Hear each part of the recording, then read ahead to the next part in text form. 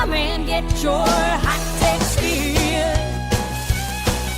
My head is high while yours still stakes. I see it all so crystal clear. Steaming hot takes. Sorry you're not on my level. Maybe you're blind.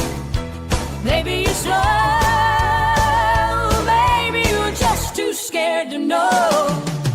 Hot takes, come and get your hot takes here. My head is high while yours still stakes. I see it all so crystal clear. Steaming hot takes. Sorry you're not on my level.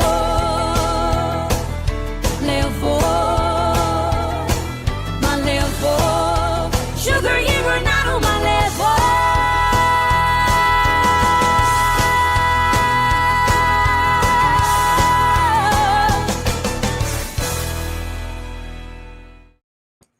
A person that is slow to speak and quick to hear is a very wise individual. Push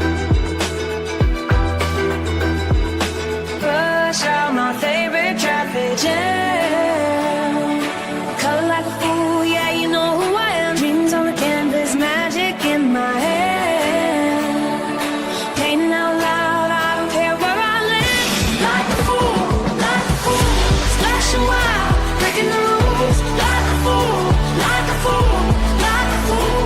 Every line, every you. Welcome to the 18th, the brush out.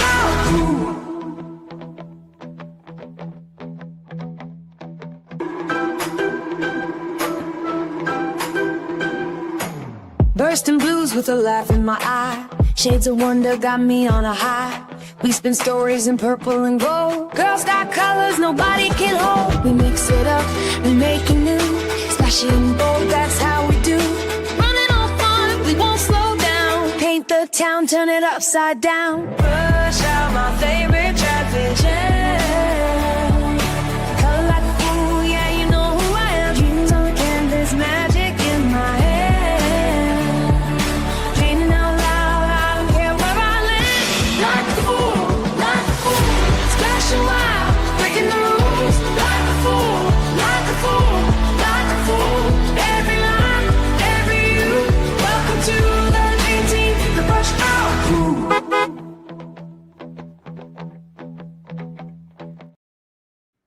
Good morning, everybody. Welcome in on Hot Take Tuesday. It wasn't much of a hot take, but some might think that it was. I mean, the hot take overall is just the Bible is true. Let God be true and every man a liar.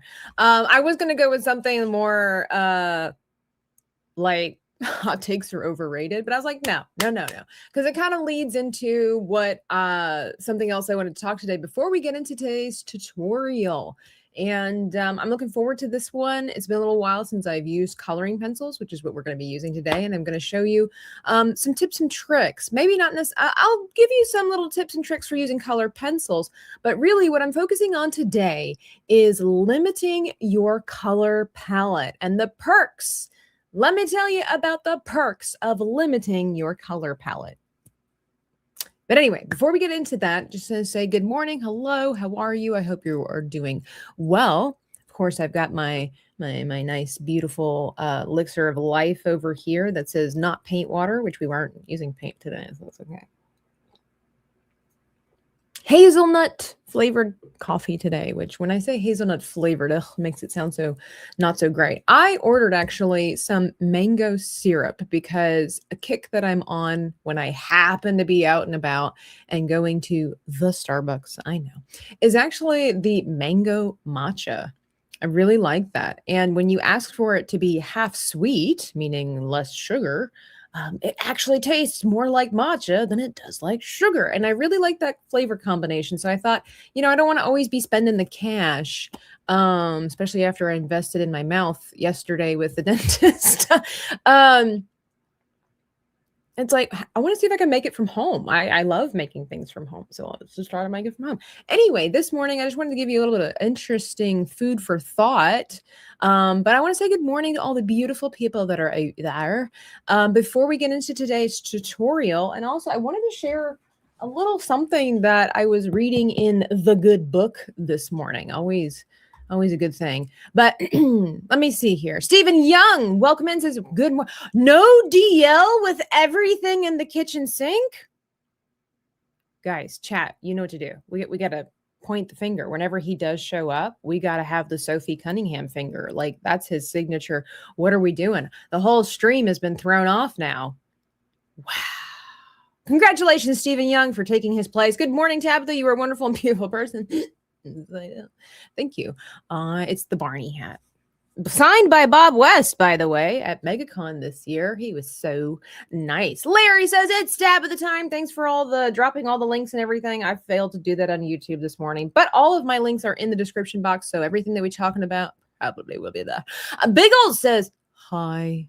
Like, that's how I read that every time, Biggles.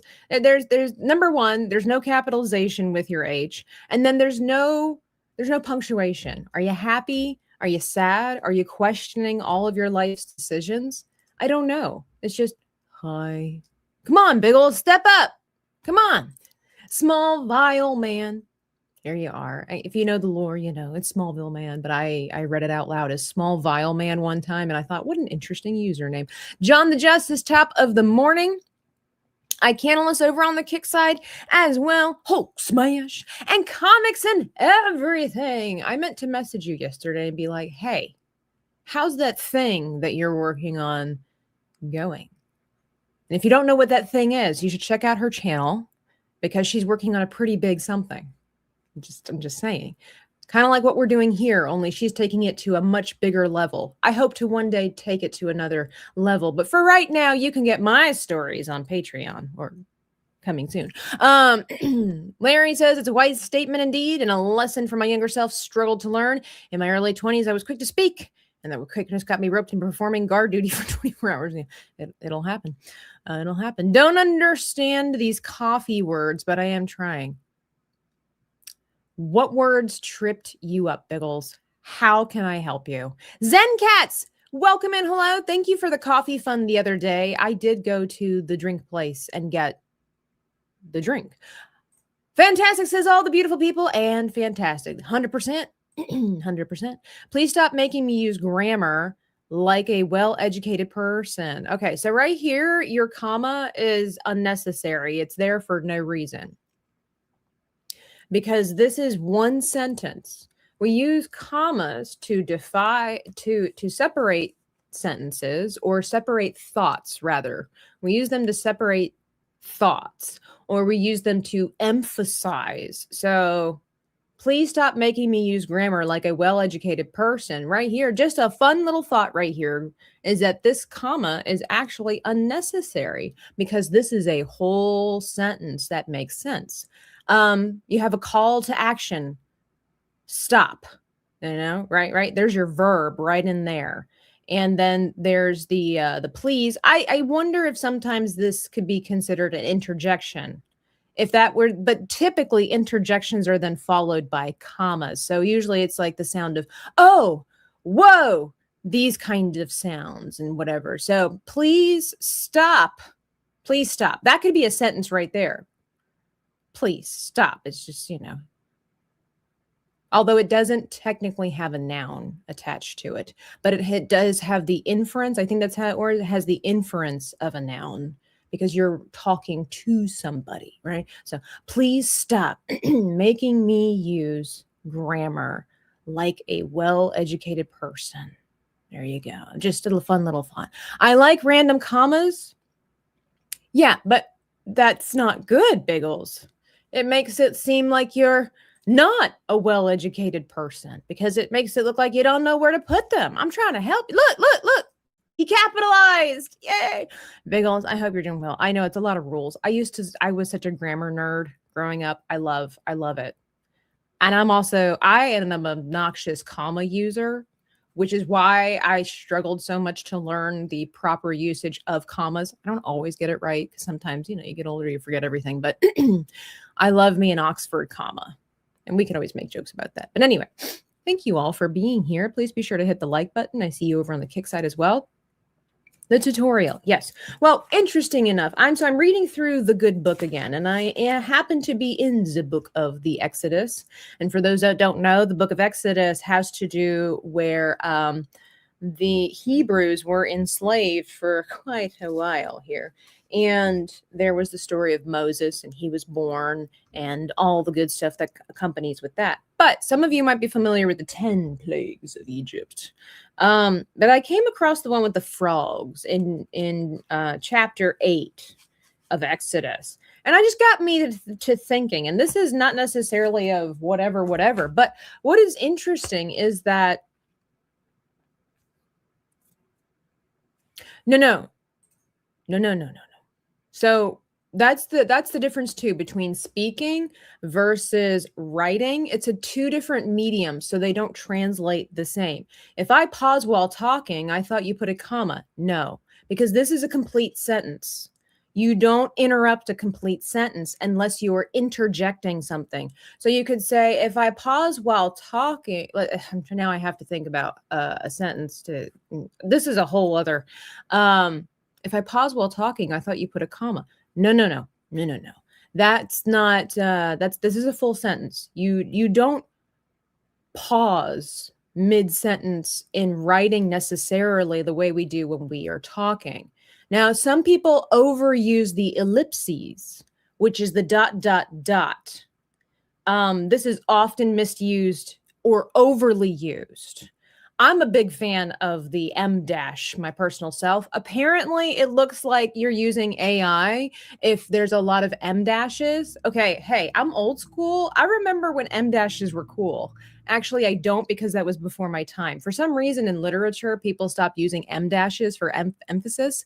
I use them, but ellipses are to kind of illustrate the idea that something trails off. Like you got lost in your thoughts. But typically when you're like, if you're going to write something, like if we're having a conversation in the chat, you don't need to let me know that you're pausing to think. That is unnecessary. But if I will not leave DL alone. He goes into your chat, super chats you to tell you that I'm a weenie, and I don't appreciate that. I will. I will.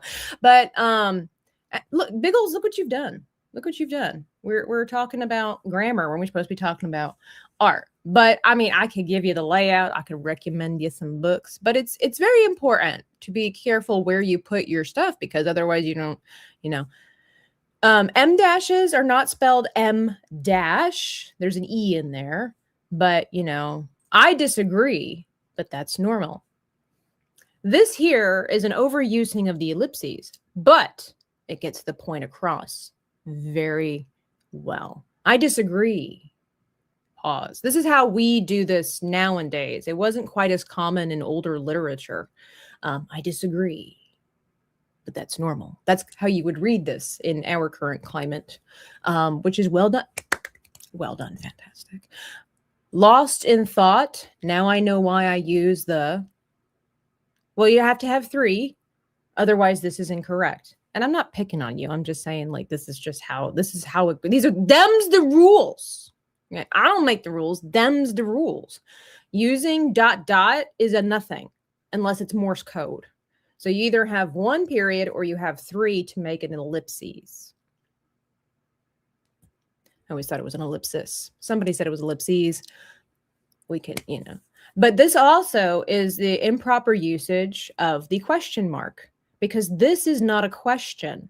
This is you pondering, but technically not a question, which a lot of people think. They think because they are thinking and uncertain that it equates to a question mark-esque necessary punctuation. But this is not how that works.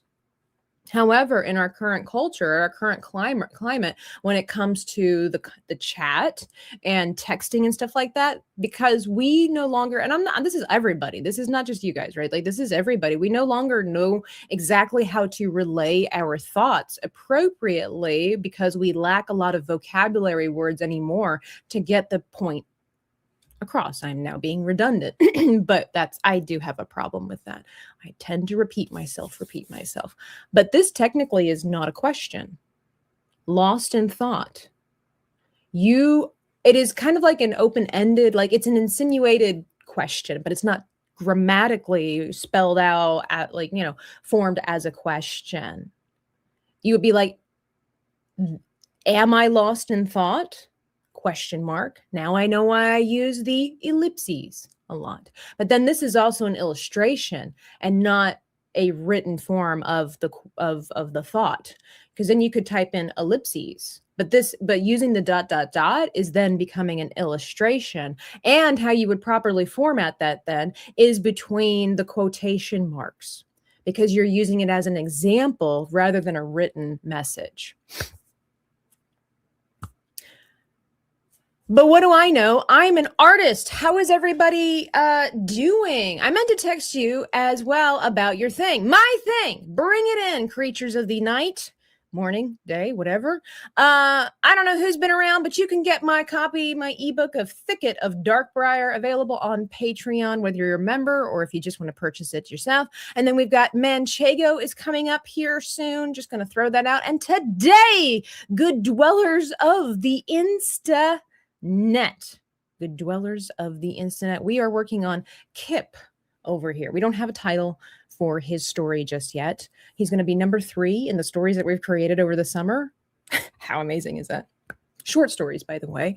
And today's tutorial is going to be about limited color palette and how effective it can be, and why you should understand your colors to make your life a lot easier. Yes, of course. These are not the only coloring pencils that I have.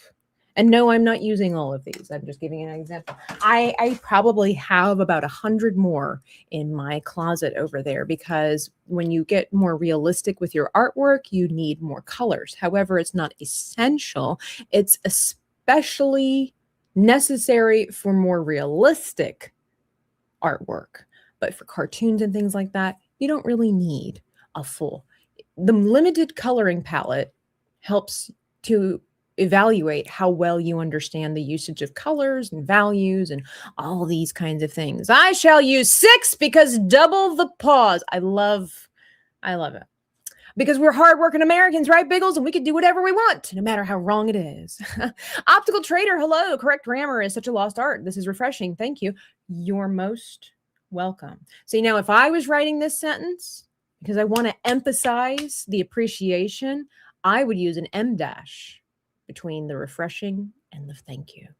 Because I love me a good M dash. I have to hold back. I have to restrain from the M dash. And no, a hyphen is not a dash. Thank you. Good luck with that. Hunter, hello. What is an ellipses? ... George Lucas does it wrong too. That should be my hot take for today, but I didn't know we were going to go into a grammar lesson, punctuation. It's like more of a punctuation lesson than it is grammar lesson, but I guess it kind of, yeah, we have a bunch of topics. The Patrick McCartney.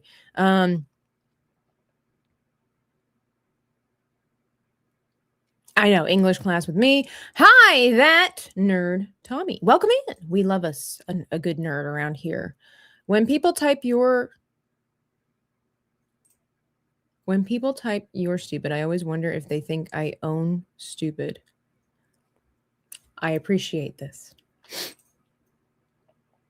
I like this character. Thank you. Are you lost in your queries of the mind? Have your preposterous ponderances led you astray? Is your attention constrained by wandering sentiments? Sucks. It just kind of drops. I don't know what an M dash is. I put the E in the right spot. So an M dash is the long line in between like sentences. It's not a connect, like it's whoa. Now she's in the wrong. What are you talking about? What are you talking about?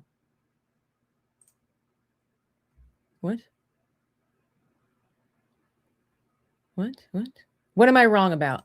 Correct me. You can't just make a blanket statement like you're wrong. This is what the internet does, Hunter. You got to tell me why I'm wrong and then defend the argument.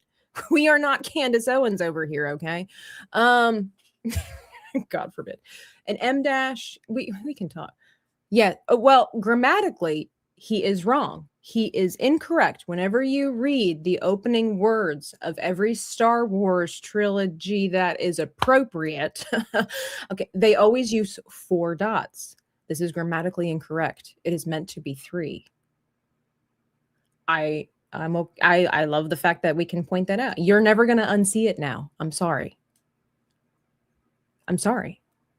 But he used 4 dots. He used 4 periods instead of 3. This is incorrect. Oh, well. I still love Star Wars.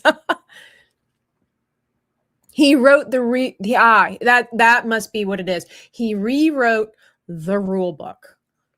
I mean, that's what all of us do, essentially.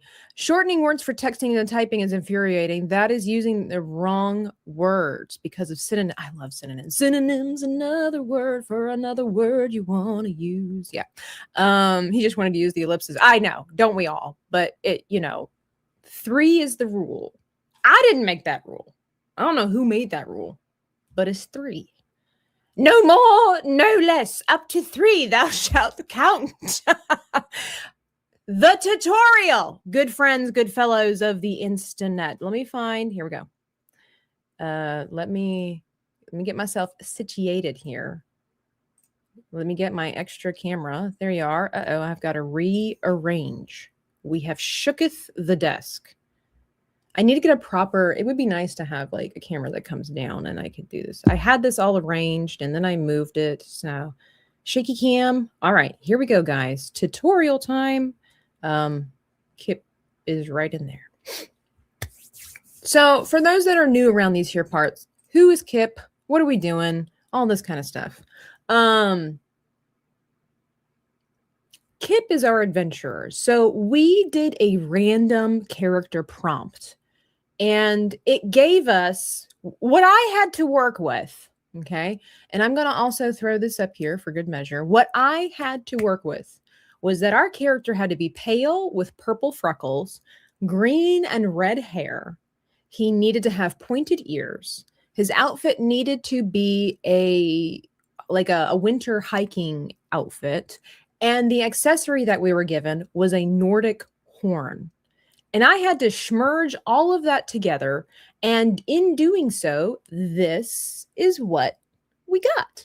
And that was really, really difficult for me, especially the red and green hair. You heard me talking about it yesterday. Typically, it takes me from start to finish to create my chibis, like about 6 hours. This guy almost took me 11. It was like 10 hours and 40 minutes because I couldn't figure out like the hair and stuff. That was really, really difficult for me going back and forth. Again, understanding your colors makes things really important, makes it easier. But here we got Kip. And the story of Kip is that he is the descendant of some magical mythical creatures that were once servants of the old Norse gods. And during this time frame, something happened. We're still working through the story, right? You guys have been helping me. You've given me a lot of great ideas. But the general idea is that something happened. We got the idea that maybe one of the gods, probably Loki, because he's a trickster, thought it would be kind of cool to mess around with magic and whatever. And somebody or whatever, that's, loose, contained the magic of the gods inside of this horn. That's what it was. But Loki, that's what it was. But Loki found out about all this stuff and thought it would be really cool to make a second horn that if you blow that horn, it would cause the end of the world. Now, nobody knows which horn is which. All that Kip knows is that in his family, they were given the job of safekeeping the good horn. However, because of lore and time and history, and we all know whatever it is that, gets misconstrued, they don't know if this is actually the horn that would bring back the magic of the gods, or if this is the horn that would bring about destruction. So that's quite awful. And you might think to yourself, well, just leave it alone. We don't need the magic of the gods. And we certainly don't want to inquire or ignite the end of the world. The problem is that without the magic of the gods, when people die, there is nowhere for their souls to go to. They just linger on the earth. and there's no more meetup between families and loved ones and all that good stuff. They're just there, wandering the earth aimlessly, and can never really be united with one another because they're just lost, dead souls. So Kip is upset about the fact that nobody is taking the time to figure out which horn this is. And it's been thousands of years in his family, and that means millions of souls wandering aimlessly in the in-between, never finding peace. And so, excuse me.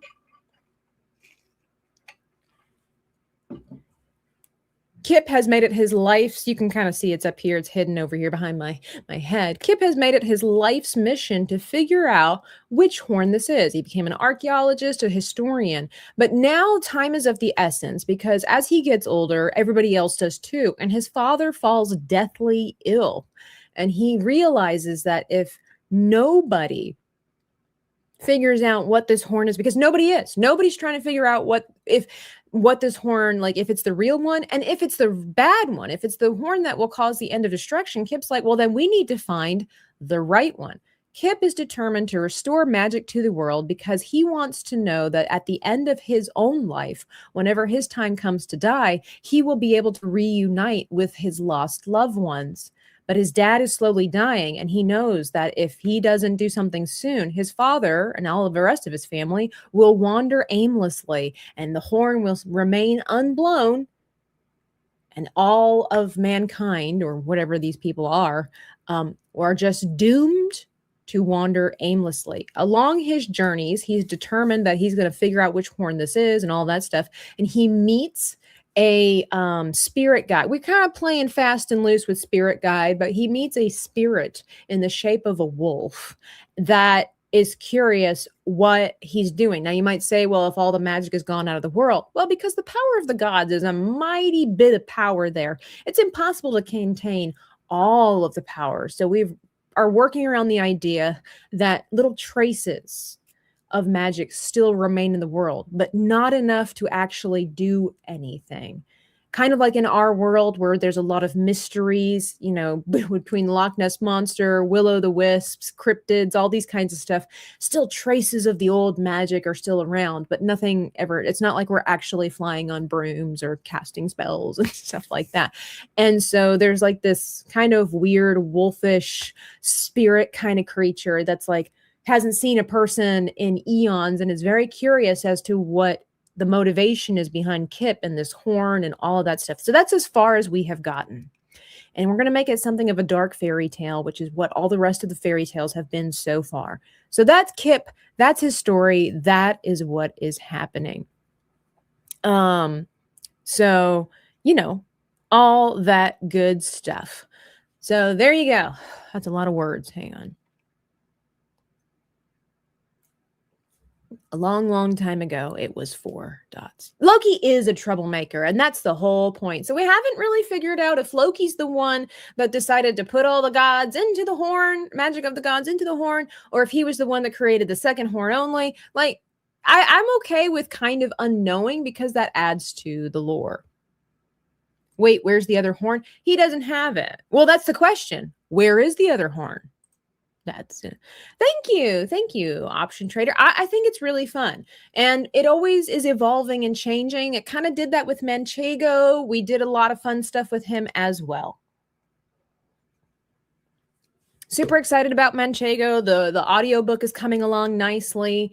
The audiobook for Thicket will be released at the end of the month. But anyway, the tutorial. So here we have our drawing, hand-drawn by Tabitha, but this is a printout of that available for YouTube members and the Patreons at the lowest tier level. You can get a bunch of different coloring pages of my creations. And if you want to color along with this later, I'd love to see it over in the Artist's Alley because you guys are more than welcome to change Kip's appearance.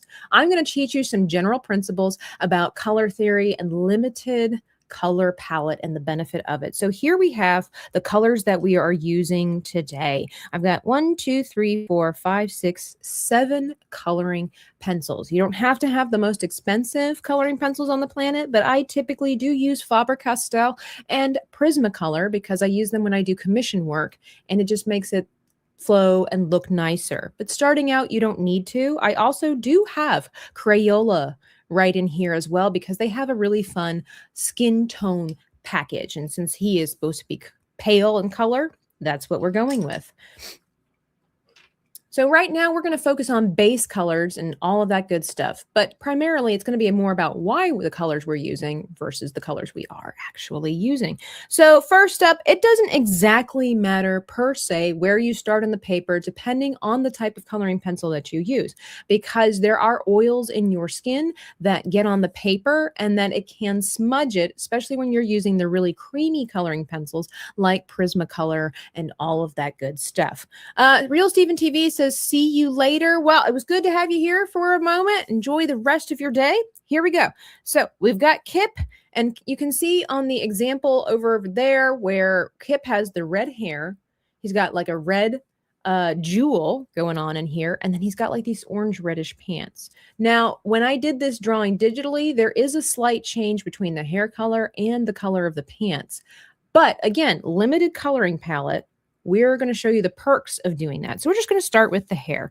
Now, I also have a touch of green. I'm going to have to remember where all that goes, but I'm going to just do light coloring first and foremost. So what we're going to learn today is the perks of limited coloring palette and also how to use one pencil to do the work of your highlights, your midtones, and your shadows. Very, very important when you have limited colors. So we're just going to press very softly here at first, and you'll notice that I'm going in circles, what they call consecutive circles, if we wanted to be really fancy. This just kind of helps distribute the color a little bit more evenly instead of going back and forth. Back and forth, you tend to automatically create ridges in your artwork, and that can make it very difficult to have a smooth coloring across the board. Now you'll notice there's a slight difference in color here and here. A little bit more of my time was spent coloring that area, so it starts getting more pigmented, giving the idea that it's getting darker. Here we go. We're just going to do a base color all over the areas of the hair that are supposed to be red. Now, when I did create Kip and I was trying to figure out the coloring for his hair, I was trying to figure out what exactly is the kind of red that we need for this hair. Because when you think of red and green, you're typically thinking of Christmas colors. And I'll be honest, I did not want to give Kip Christmas colored hair because it really didn't go with the outfit. So in my mind, because he is inspired by Nordic and or Norwegian, Icelandic kind of vibes and colors, I wanted to stick with more of earth colors that would just represent this character a lot better, I think. So I'm trying to make sure I don't color everything red. So I went with more of an orangey red because, you know, in our world, if you have red hair, it doesn't mean fire engine red hair. Typically, it is on the brighter brown side with some yellow, a little bit more on the orangey side. Like I said, brownish side, yellow side. So it just depends on also the person that you talk to. But for the most part, red hair in the real world is not red. Copper colors. You got a couple of people in the world that have a very strong red tone to their hair, but that didn't work very well for this character and the color palette that I was choosing. So here we go. We just got, you know, a light color. It does kind of give a very orange appearance, but that's okay. We're just doing the first pass here. Now, when you have limited colors, they say this forces you to be more creative with the placement of your color and the colors that you're using. 100%. Also, the perks of using limited colors is that everything then goes well together.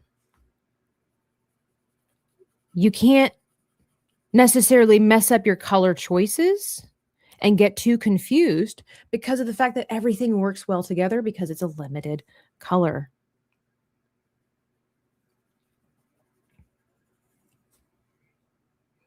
The Patrick McCartney has sent 10 jewels for a thumbs up. Thank you. Excuse me. I do have over here in my notes, it says, if you use a color once, even considering using it somewhere else. Wait, oh, I messed up my words. If you use a color once, consider using it somewhere else. Even a tiny repeat can make the whole design feel intentional. I've been doing this with all of the illustrations for my stories, as well as the upcoming Canadian bear, keeping it a limited color palette and then using those colors throughout the rest of the illustration, not just the character, right? And so I do have some examples here. Let me go over here. Let me go to my other notes.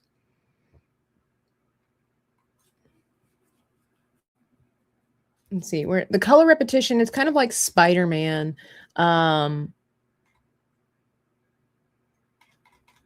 There we go. Let's see.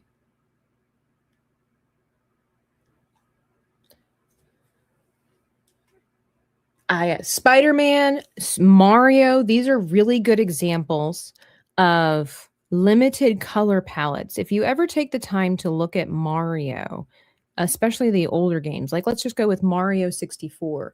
Mario, the character himself, has a red hat, he has a red shirt, and then he has the blue overalls, and he's got the white, white gloves. He's got blue eyes, which is also like the blue of his outfit. And then he's got just the touches of different colors when it comes to the facial hair and the buttons on his overalls. So then you have a little bit of a breakup. So there is, again, something else to look at, but the overall colors. Now, the same yellow that he has on his buttons is typically the same yellow that's used throughout with like the other little turtle characters and things like that. You'll start noticing these things the more you get into coloring and character design and whatnot. You can think of The Legend of Zelda with Link's outfit. Very simple in terms of like Ocarina of Time.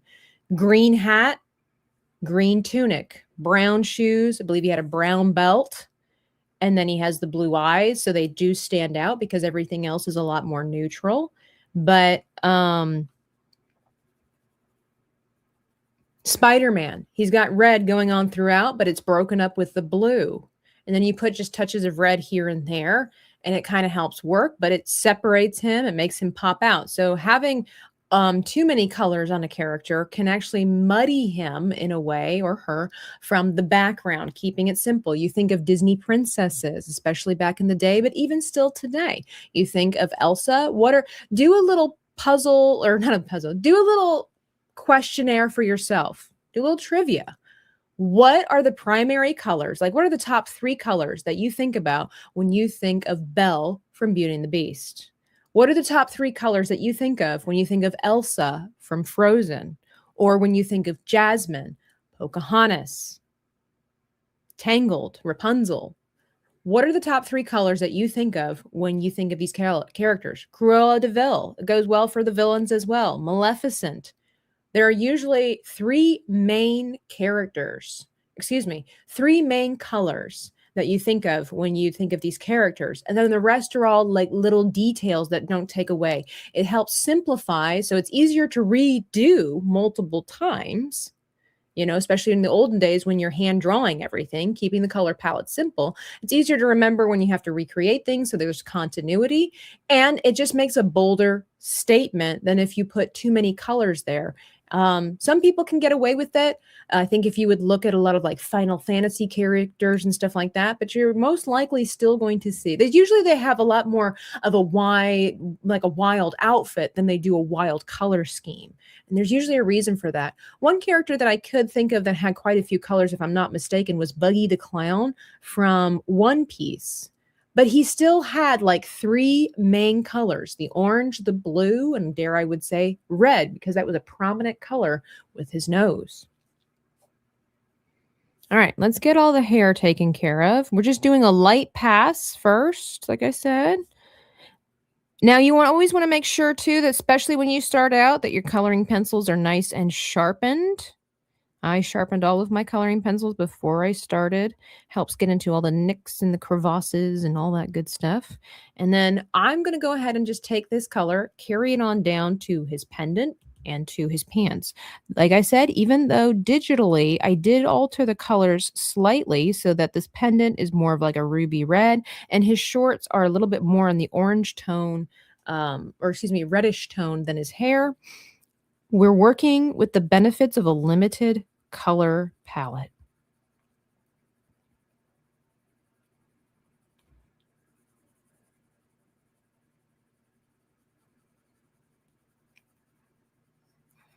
Let's get all this color down first, and then I'll see what you guys have to say.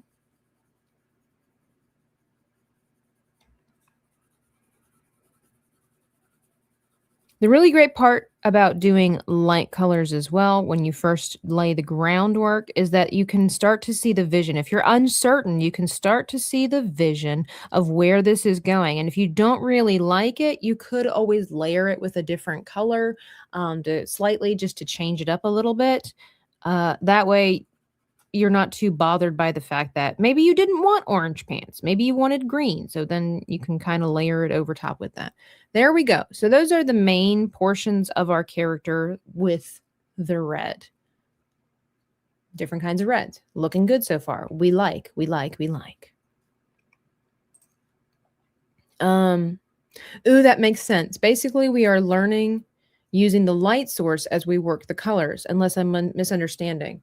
Not at the moment, it's not the light source. That kind of goes into it. At the moment right now, we're learning about layering our colors versus the direction of the light. The direction of the light, time for your science, the direction of the light will dictate where we layer our colors. Right? So right now it's just a base color. Everything in life has a color to it, right? Now we want to determine where, when we start adding our shading, our value system, our highlights and our shadows, where do we want the light to come from? If you remember, I was helping Maria at one point where I told her, why don't you cut out, like make a little flashlight out of paper, cut it out. I've done this before. Let's pretend this little brush here is the sun. It's a ray of light. If I hold the ray of light here, it's going to cast shadows this way. So that means that all of our darker values would need to be on this side. And if we have it from this side, it would be this way. Now, typically I do it from this direction, but for this character, I did decide to mix things up if anybody wished to pay attention. And because we have the lights in the eyes, but I did do a little bit more from this direction. So let's just put our little brush here to pretend like this is the sun. It does have a little bit of a mixture here, but the main portion of his face is bright. So now let's see, what else do we got going here? Most redheads are burnt orange or strawberry blonde. Not right, exactly. See you later. Hope you have a wonderful day. Thanks for being here, Stephen Young. Tabitha, do the rings on your hand help with drawing? No. Elsa, light blue and blonde. Right, don't have a third. Light blue and blonde, and then I would just say either white or the peach skin of her color, her face. 3 colors. That's all you really need to remember. Tony, hello, the Tony G. I suck at sharpening coloring pencils. I keep breaking the tips. So, okay, real pause real quickly. I think it's a really good value to buy a good pencil sharpener, because not all blades are sharpened equally. This makes a difference. It's like going to a hair cutter who uses scissors from the dollar store or uses professional grade scissors. Would you really want somebody to cut your hair with dull or just chipped scissors? No, that would be damaging. Same thing with these. Now, the other thing that's important is to remember that you do actually need to replace your sharpeners. Depending on how often you use your pencil sharpeners, I would say once a year. People don't talk about that. They think they can just use them. They don't self-sharpen. They get dull after a while. So you need, exactly. I knew Danny would come in clutch. Yeah. You need new edges for your blades from time to time. I mean, if you want to take this apart or take apart your pencil sharpener and sharpen them yourself, by all means, but your time is valuable. Just buy a new one.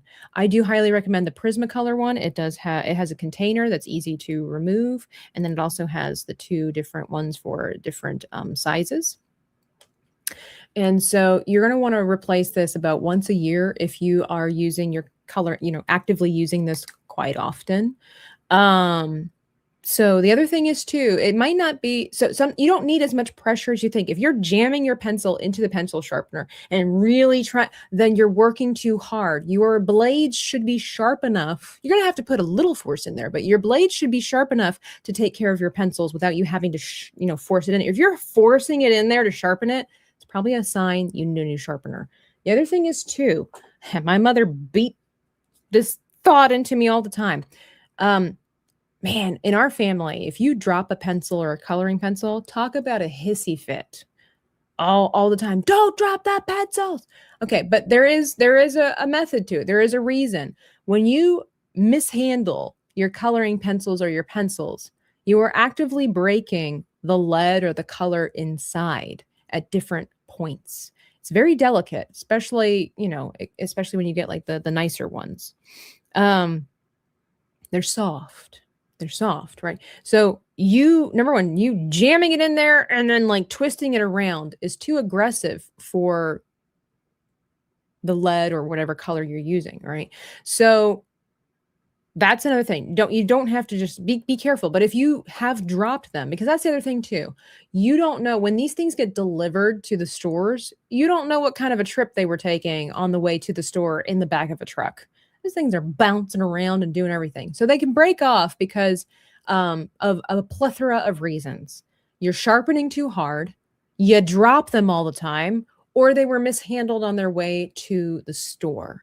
So it is very common, even with these ones, unfortunately, my Prismacolor ones, I'll be sharpening and I'll be going and the whole thing will fall off. It was damaged before I even used it.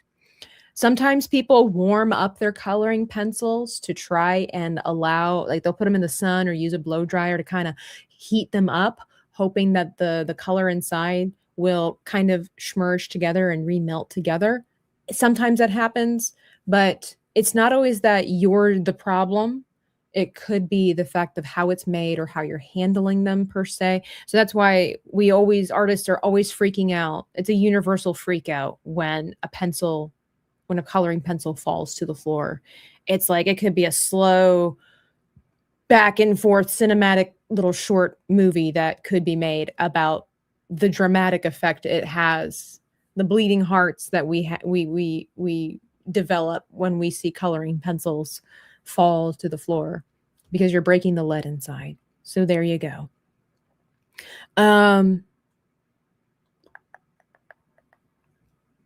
You're a really good artist. I appreciate the knowledge of your craft, especially coloring. I try. I'm self-taught, but I got quite a few hours. I don't want to put it in years because there were times where I switched things around or whatever.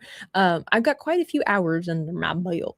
I was just asking about the sharpener. I used one we have here in the house and it split one of my coloring pencils in half. Yeah, it'll do that. So, use what you have, but highly recommend a better grade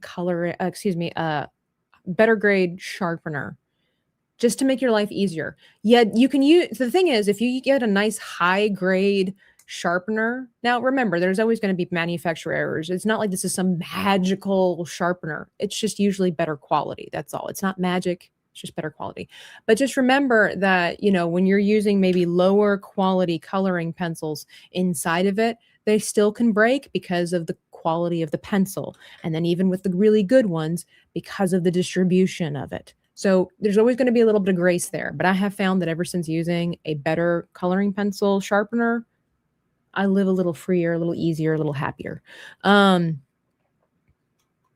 The electric ones, I would never in my life go. You do what you do, man. That's fine. I would never in my life. Like I can feel hives breaking out on my skin. I am like mentally tortured at imagining putting my Prismacolor pencils into an electric sharpener. I can't. I'm bothered. I'm surprised at how much that triggered me. I got to think about something else. The Patrick McCartney. I just use the basic sharpener. I can see the blade and pencil end to get a good point. Sure. Did you know? So the other thing is too, you can get like Faber-Castell, Prismacolor. These are the ones that I use. There are other good companies out there, but I do have like a basic little metal one that has two 2 holes in it, and I can see where you have to hold it over the trash can. You know, I use that one when I travel a lot more because this is bulbous and every space on the airport, you know, in the airplane counts. And so I'll use that too, but I do still make sure that I get a nice one or I replace it periodically.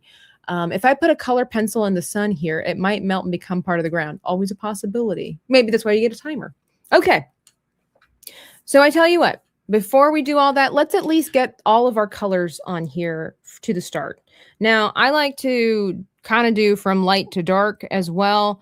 I mean, I know I did the red, but I wanted you to be able to see that. The color of the skin is quite pale, so you're not going to see that. I am making him a little bit paler than the character that I did it digitally. I kind of forgot how pale I really thought I should make Kip when I was designing him digitally, but I'm just going to go ahead and do this layer of very fair skin here. It's actually considered light medium almond. It's a lot of adjectives to describe. Here we go. We're just going to do it all over the face here, obviously avoiding the eyes. I'm going to do the over the lips as well.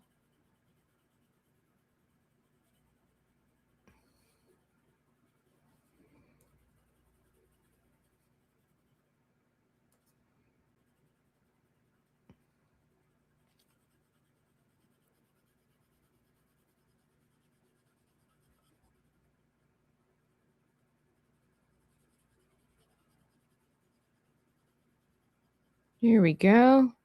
Hey, it's Wasp, says Hail, all lurking while working. Miss having time to draw. Oh, I understand. I hope you're doing well, Wasp. Last I heard you was traveling around and about. I hope you had a great time. I hope you're having a good Tuesday. I hope you're having a fabulous hair day. Okay. Yeah, I know you guys can't really see the difference in the skin color. I can, but that's just because it just varies based on, you know, people's eyes and also the camera and stuff like that. But here we go.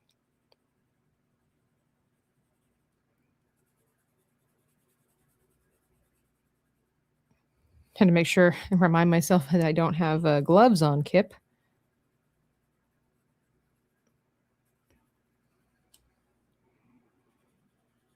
Okay.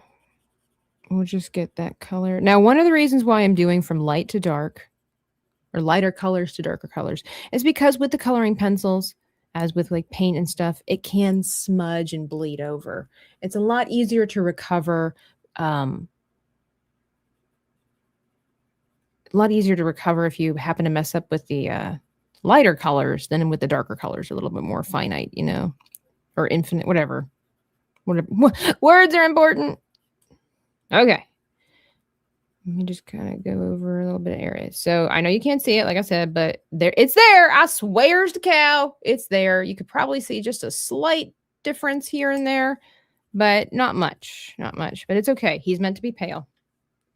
Limited color palette, remember. And then, all right, so then I'm going to go ahead and do his boots with the fur, without the fur. And again, I'm just doing little circles. The smaller the circles, the better the blend whenever you get to the blending process.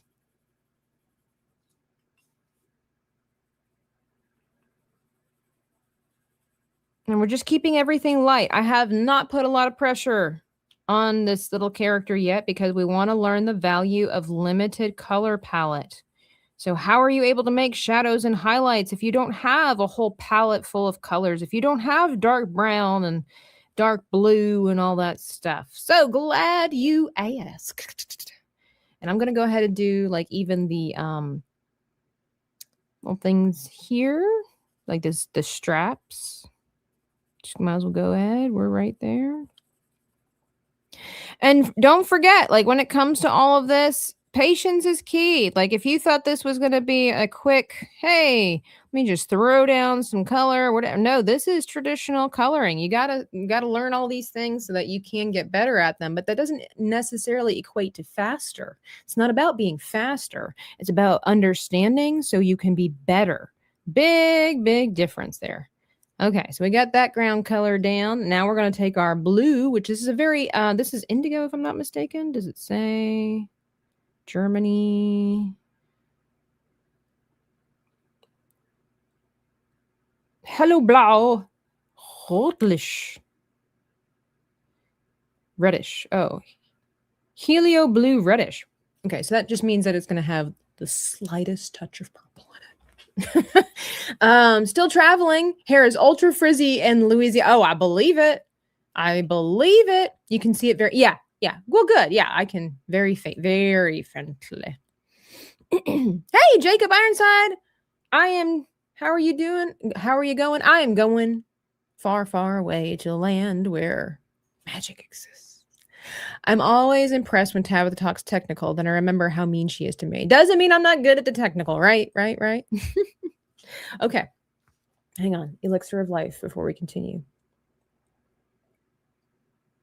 All right. Next, we're going to use our blau.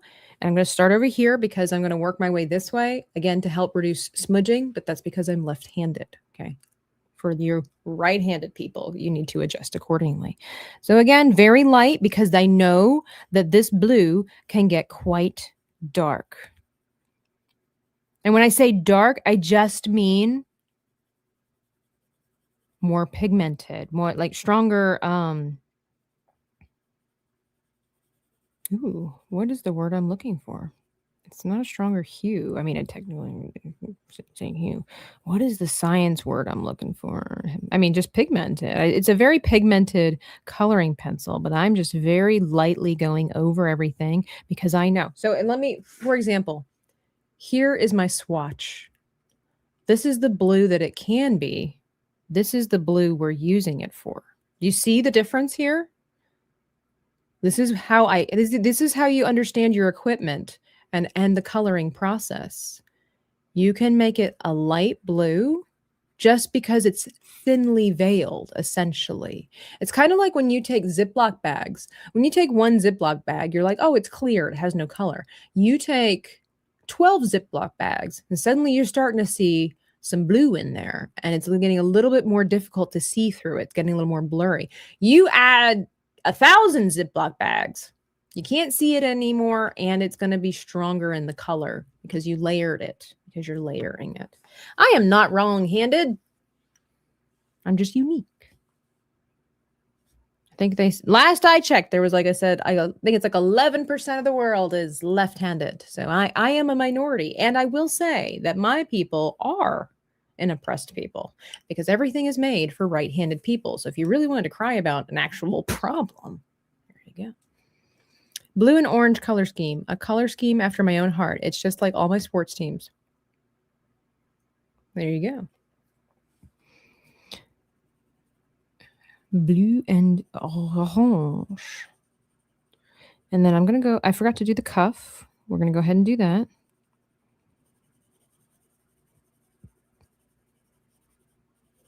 Now I'm going to try to take this and turn it into a shorter tutorial video without the comment section from the wonderful chat and everything like that.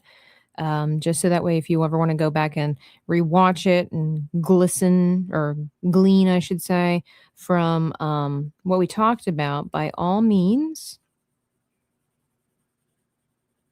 I want to look at my. Okay.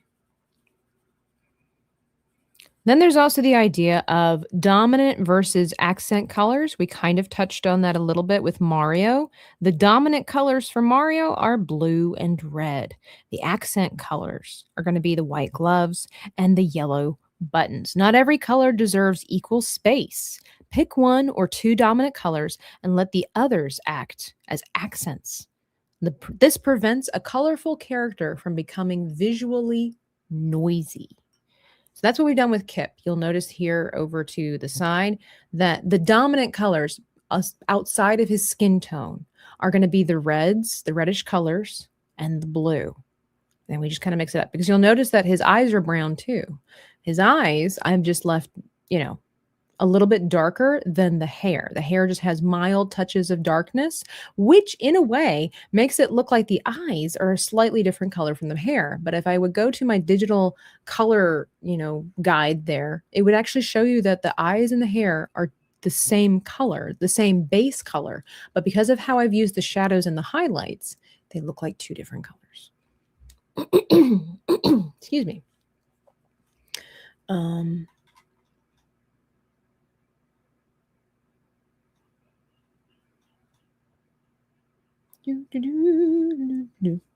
Excuse me. I'm just looking over my notes, make sure I got everything. Okay, we got our blue. Then I got to do this in here is also blue. And so also to help keep things simple, you don't have to necessarily, like if you want to have an all blue character, you don't necessarily need to have 4 different versions of blue. You can, of course, but you could, like when I say 4, this is also going into color theory, 4 different colors of blue or 4 different like tones or shades of blue. This gets a little bit more in depth when it comes to color theory. It's actually, there's a lot more behind colors besides, oh, this one's red and this one's blue and this one's cherry and whatever. So hues are colors that can be mixed into one another without white or black added to them. So if we take the primary colors, red, blue, and yellow, and we mix them together, we get the secondary colors, which turn into orange, purple, and green. These are all hues. But the second that you add a black or a white to it, it is no longer a hue. It is then a tone or a shade of a hue, if that makes sense to you. A little bit more in depth. So you can have different hues of blue for a character.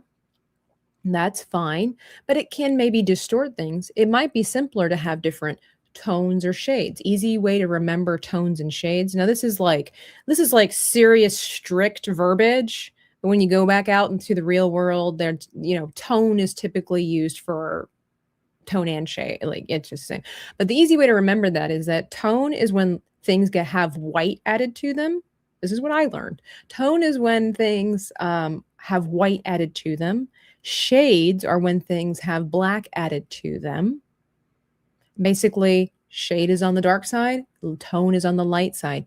You can actually have some black in a tone, but it basically just needs to be brighter. There's more white than there is black. When you introduce the black or the whites in there, or together, they start having a gray undertone, smokiness to them, which also changes the color as well.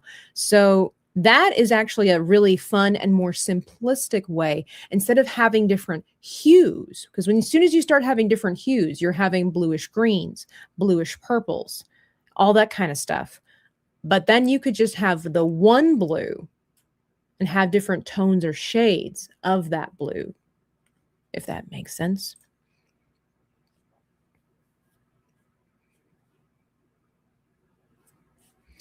Yo, bruh. Love your stream. It must be the hat. Do I look like a bruh with my Barney hat? Please. Please. All right. So did I get all the blue? Yes, indeed, I did. Got all the blue. I'm not going to worry about the horn today. We're just going to focus on Kip. Oh, and then there's also his backpack. Now, again, working with limited color palette. So right now, it's very basic. It doesn't look very interesting, but we do have some really good divided sections. We're gonna start making the magic here in just a second. And I did miss a step. There we go. No worries. All right, let's just focus on the colored stuff. His shirt is kind of a grayish, like a warm or a dull beige, depending on how you want to look at it. All right. I think what will make the most impact here then.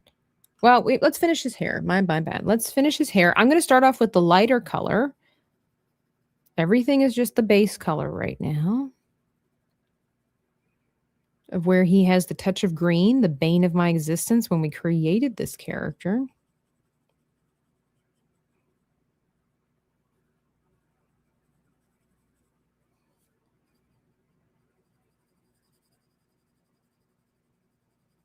Nice little ice cream, little mint ice cream colors there. Okay, so these colors are not very saturated. Now, saturated, just like the heaviness of the color, right? If that helps. A lot of terms being used today. A lot of times when I would teach, I would give my students a lot of information, and I'm like, don't worry, you don't have to remember everything that I say. There's no pop quiz at the end, but I like to give people a lot of information so that they can glean from it what they will. All of it goes together. All of it works together. You will not remember everything because it comes with time and practice. But this way, you can't say you're not informed. Now, this choice of green, I tried to make sure that it was very close to this color somewhere on the wheel. So that is its own whatever when it came to that, because this is very much, well, with this character, let me see. With this character over here, very much like a phthalo green. So phthalo green is a sciencey term, but it basically has blue in it, blue and green. It has more green than blue in it. And you also got phthalo blue, one of my personal favorites, got some green in it. So they're kind of the same thing, but they're not. It just depends on how much you have of each color when you're smudging them together. But all right, to make it stand out a little more, let's go ahead and do the dark color instead of the lighter colors. I just want you to see what we're trying to do here. I probably should have done his eyes too. Why not? I know we're going back and forth. We can quickly do his eyes. There we go. Okay, that way, complete. All right, time for the blue. Now, easy place to start is that you'll notice his cuffs are much darker. So I'm going to still lightly press, but just a little bit more pressure, not too much. And suddenly I have a whole other blue. Look at that. 2 blues, 1 pencil. Magic. Magic. 2 blues, 1 pencil. I'm not even pressing very hard. I'm just adding another layer to the same blue so that now it's darker. It's not technically darker, but in our brain, that's what it looks like. It's the illusion that suddenly the color is darker when really it's just that the color is thicker. So there you go. Now, let's go ahead and keep going so that you can see the difference once and again, still going in circles with my coloring pencil here in all the places that need to be darker. Down here as well. Do you see how little it took to start adding these details to this coat?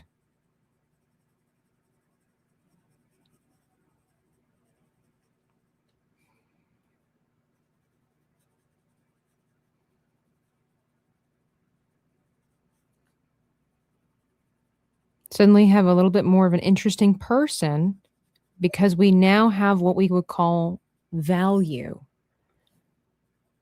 Now, when you're in talks about artwork with value, it has nothing to do with the cost or the price of something, the financial benefit or whatever of having this. It's not about finances when it talks about that. It's not even about worth. It has to do with the darks and the lights of something. You'll notice this very much in comic books. Strong contrast, the lights and the darks, which will show the value system. You can have things that are very bright, some things that are semi-bright, some things that are not really bright, some things that are kind of dark, some things that are dark, and then some things that are really dark. And that would be your value system. And what that does is help differentiate things and make things look more interesting rather than just flat. Darker and thicker are different? Yes. So again, going back to the Ziploc bags. Ziploc bags are not dark. But when you start layering them together, when you look through it, it becomes like this bluish gray color, and it gives the illusion that it's getting darker. It's technically not getting darker, but because you've layered them all on top of each other, it looks oops, it looks darker. So my pencil is one color. It's just one color. This is not multiple colors. It's not multiple versions of blue. It's just one blue. But we can see here that by layering it, I'm giving the illusion of a lighter blue or a darker blue. But it's technically just one color. So when it comes to the colors and the process thereof, you kind of have to deconstruct certain ways that you think about stuff, and they get applied differently to certain tools.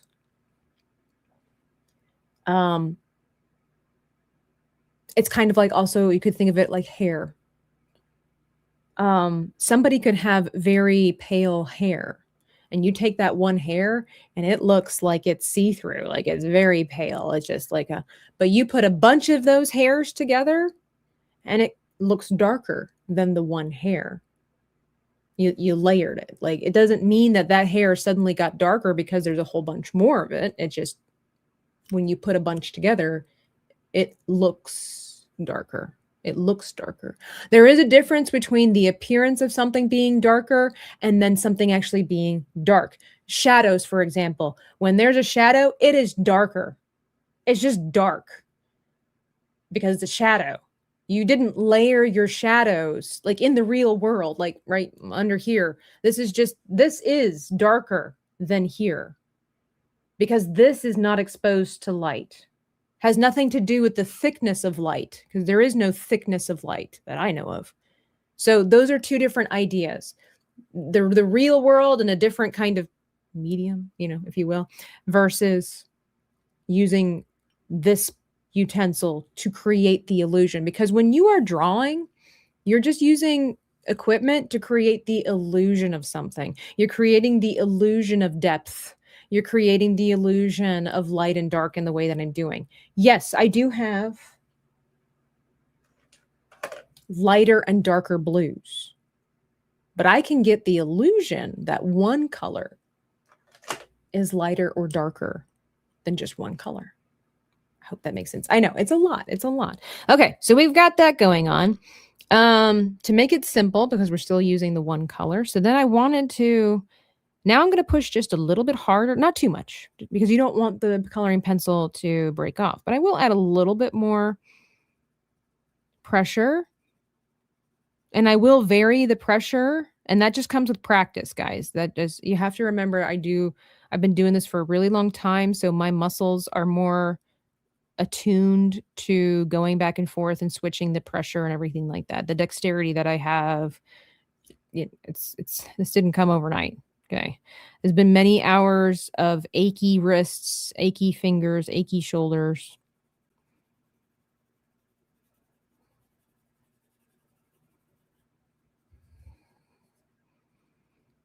No, I'm no wizard by any means when it comes to creating shadow work in clothing. Dear God, it's one of my least favorite things that I don't, because I don't understand it. I don't fully understand how the process works beyond the basics. So, don't judge me by my folds. We're just going to go basic so that everybody can understand what we're doing here. That's a whole other kind of lesson for shading, highlighting, folds, whatever the case might be.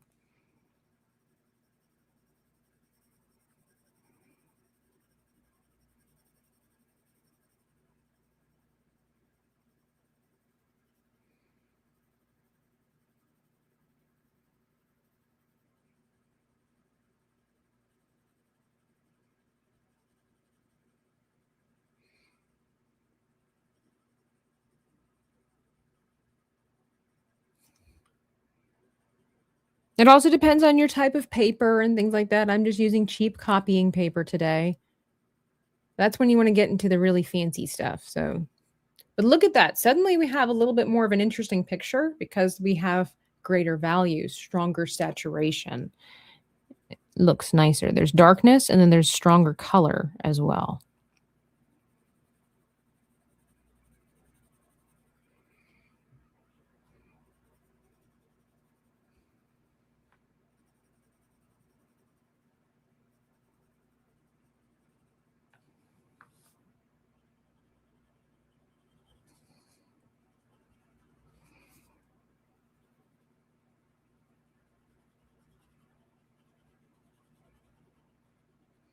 It took me a while to fully understand, and I'm sure I still don't to some degree, fully comprehend like colors and darkness, lights, shadows, contrast, value system. Like it took me maybe until last year to really understand what the value system was.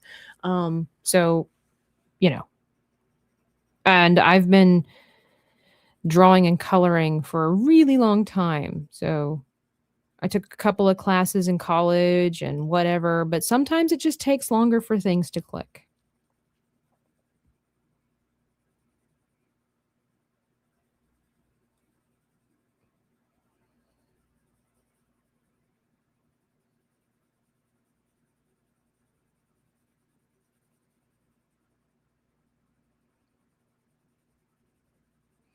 So it might seem easy enough. It might be self-explanatory, but some people don't think about it when they're coloring and drawing and things like that.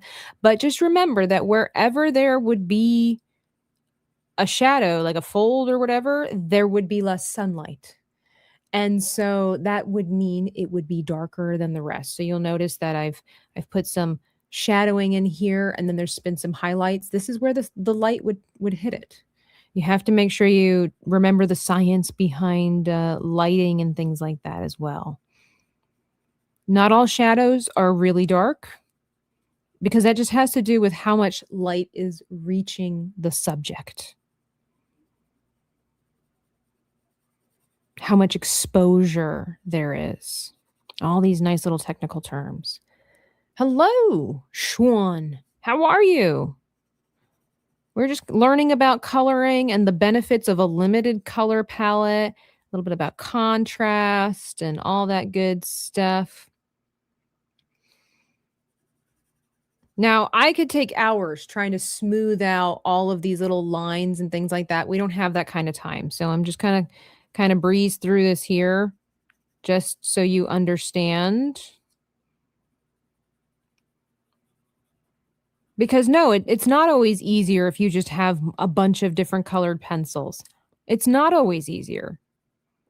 Depending on what it is that you're trying to go to, depending on what your idea of easier is, because the more coloring pencils you have, the more you have to keep track of them.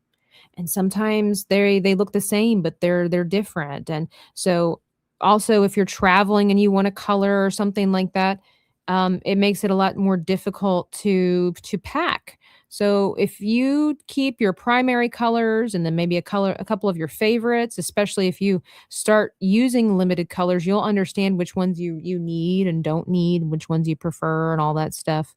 So it's not always better. It depends on what you're going for. For more realistic pictures, it's not good to have a limited coloring palette. If you're going out for like really hardcore realism, or what we would call hyper realism.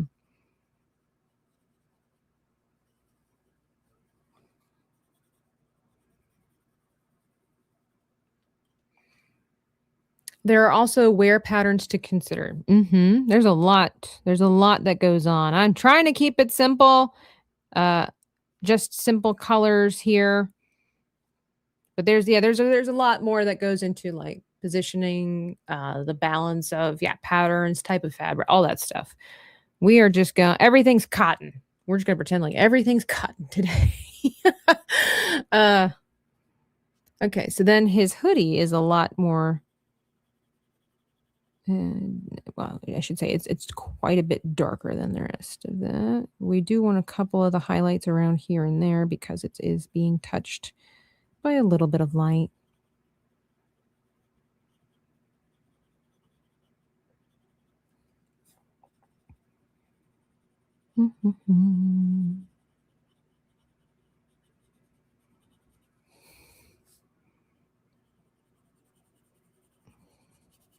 And that's when things do get a little bit more tricky. And that's why artists become more observant about things. Like when you have lighting in one spot, where would it all be? Now, the easiest is just to have it from, to me, it's easier to have it either from the left-hand corner or the right-handed corner. That's typically how I always light my subjects. But then you want to start getting into like the trick shots, like I like to call them, of other lighting. Maybe there's a light coming from this way and then there's a light coming from that way. Whoo, that's when it starts getting a little bit more tricksy. but it does make it more interesting, and it gives you a lot more experience, a lot more to explore, a lot more XP.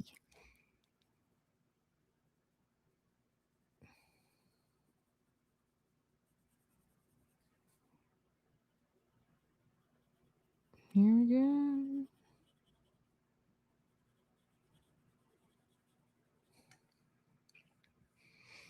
Okay, I'm going to just kind of go over some of these highlights too, because again, the hoodie is meant to be darker than the jacket. So just a little bit here now.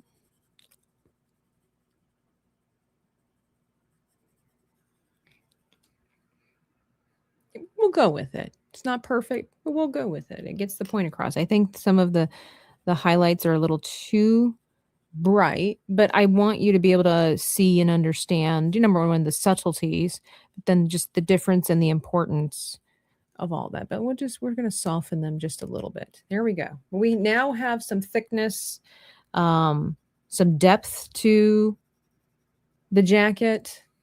So not everything's just kind of flat, give you the illusion that some things are a little bit puffier. There's folds going on in there. So let's move on to the hair while we still have some time, because I do actually have a car appointment today. It's that time of the year where I got to make sure my car is running smooth. Oh,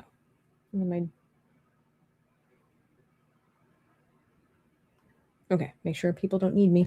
All right, so I'm going to re-sharpen this here. Oops. I want a nice point. There we go. Side note, I do like to keep a little feather brush, like a little fan brush, to get rid of any of the little bits and pieces. You don't really want to use your hand because, number one, that puts oil across the paper, which can affect how things blend. And then also, you run the risk of coloring your paper like with those little bits and pieces. So when I start coloring, maybe little flecks of the color go on the paper, and you brush them off, you risk, I've done this numerous times, where you risk it smudging the paper. So I found out that you can just use the fan brush and it just flecks those things away. All right, the hair. Here we go. Oh, there's one spot that I did kind of mess up. So we're just going to go over it with this.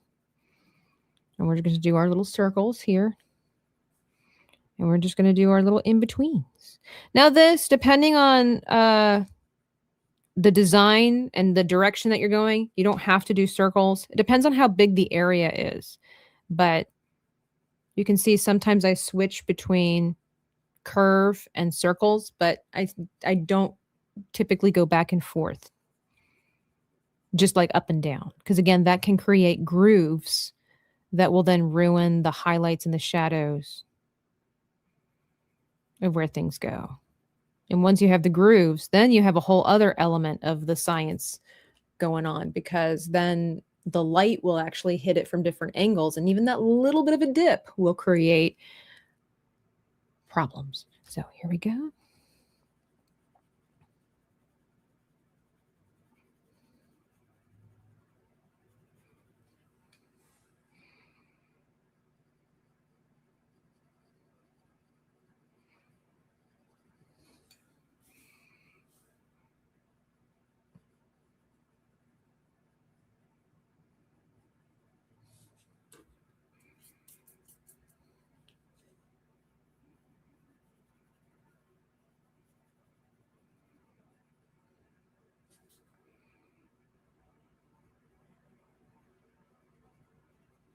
Thanks everybody for hanging out with me today. I know we're going a little bit long here in the brush hour. It's not our typical brush hour, but I know a lot of you are trying to advance in your morning, Captain.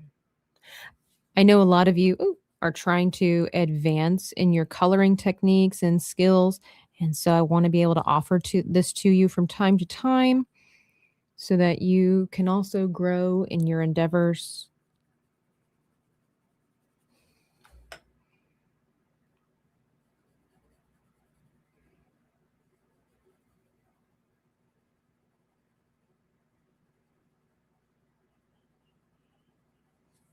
Somebody please be sure to make sure that Maria knows that we did traditional artwork today, because she's always harping on me for digital.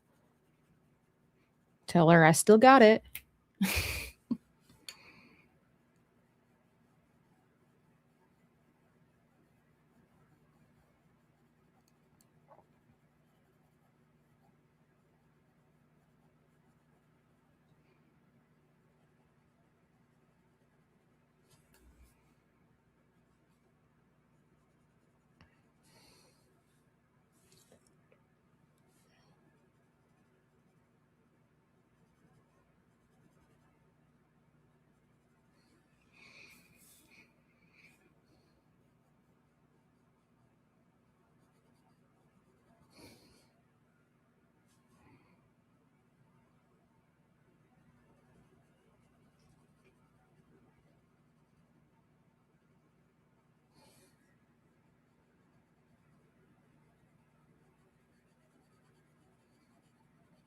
Oh, you don't have to actually message her, Larry. It's okay. It's just kind of a joke. Like, Maria and I just give each other a hard time. Try to keep each other fit in our artistic endeavors.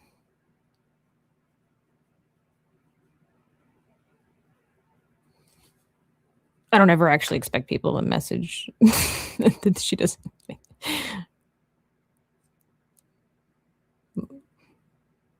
Like, at the end of the day, why would Maria care if I use digital or real or a real? Oh my gosh, traditional. No, it's all good. It's just jokes. It's just jokes. Like, Maria knows that I do artwork. We just give each other a hard time.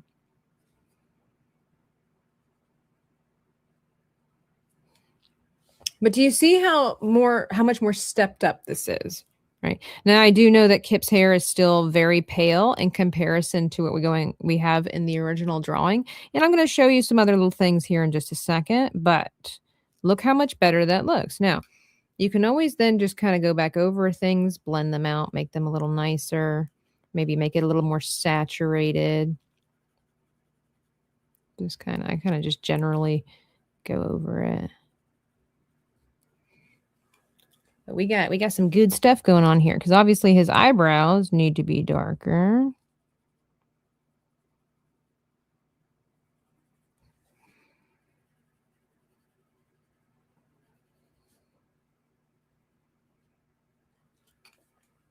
Yeah, colors are really starting to pop, and that's how it goes. You have to invest in some patience. This is not meant to be a speed run. There's very few times in art that it's meant to be a speed run.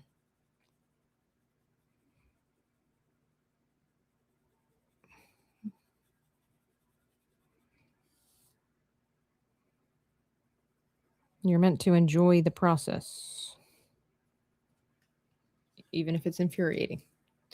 Okay, so what colors? I haven't used purple yet. I would save that. For the sake of time, I know that I haven't done the pants and stuff, and I'll probably finish that offline. So this is what you can do with having a limited color palette. So I didn't use the purple because I want to make sure I take care of his face done, like keeping it. But let's see, this one was meant, I think this was originally meant for, the pockets and things here. Let's just go ahead and take care of that. But you see how cool it looked without. And you can just layer different colors, and that will give you a different effect. Like, for example, we have, I wonder if I can showcase that here. If you've got like this reddish color here, let's just make a nice, take this blue. You've got a very interesting kind of like a dark khaki green going on here, because you have blue and you've got orange, which contains yellow. But look at that. You suddenly have a much darker version of that color too. It's another reason why you need to understand your equipment. So if I didn't have a darker version of this color, I could go in here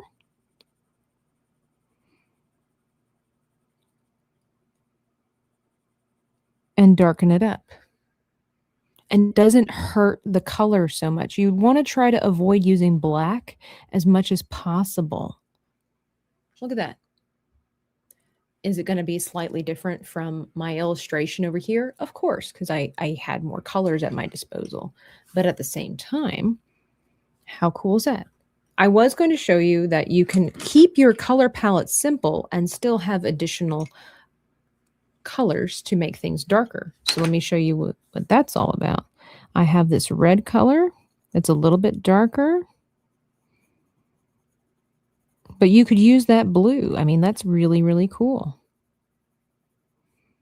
That's again, how you get forced to be more creative, push your boundaries.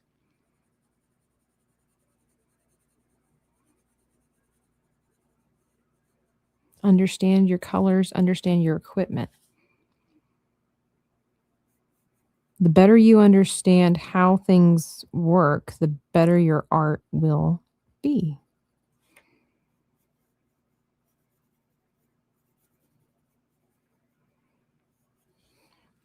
Look at that, really starting to come to life now.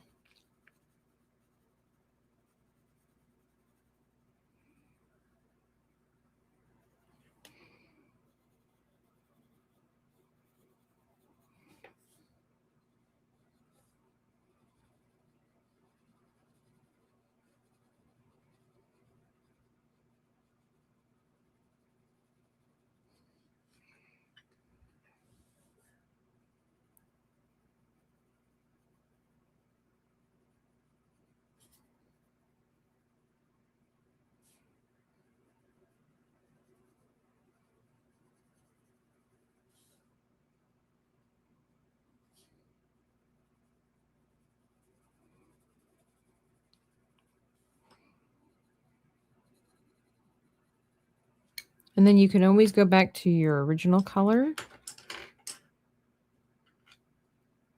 And you can kind of blend things so it's maybe still not quite as pale as it once was.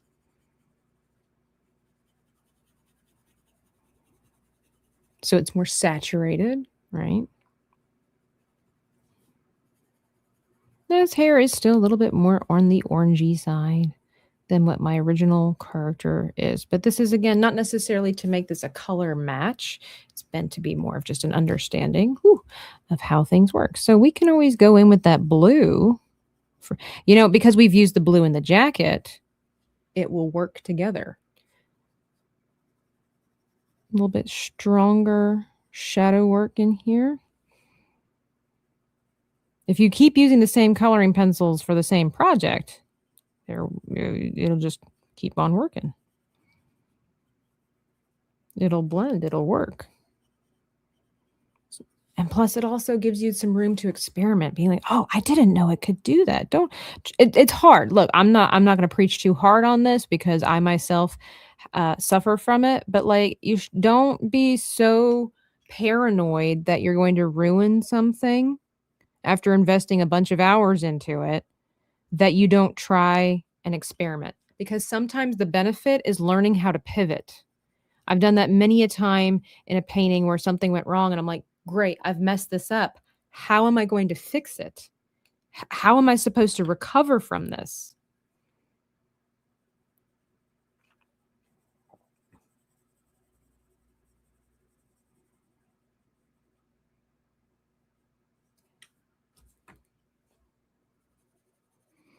And then this is where, like, can you see now where I'm bouncing back and forth between coloring pencils to try to make this blend? That's because I naturally want to be a little bit more realistic with my my physical media type. My traditional style of art is always to blend, blend, blend. And so that's what I'm saying. Having multiple coloring pencils doesn't always make your life easier. Because you're going to have to trade and it takes more time.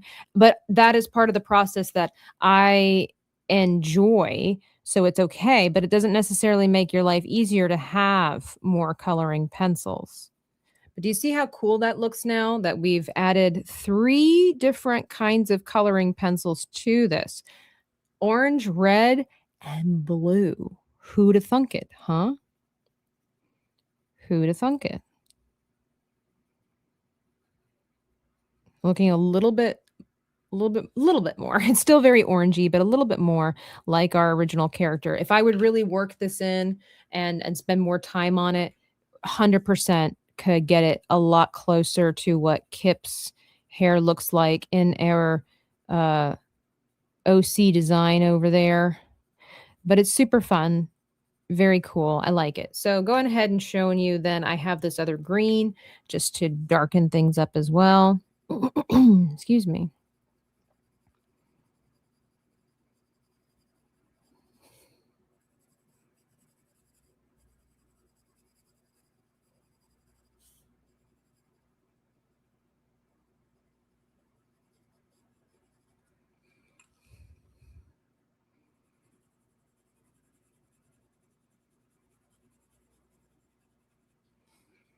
Let's see.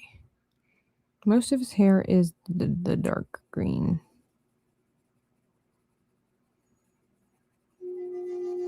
Oh, somebody's here. I'm going to assume somebody's getting Amazon. Because who isn't getting Amazon these days?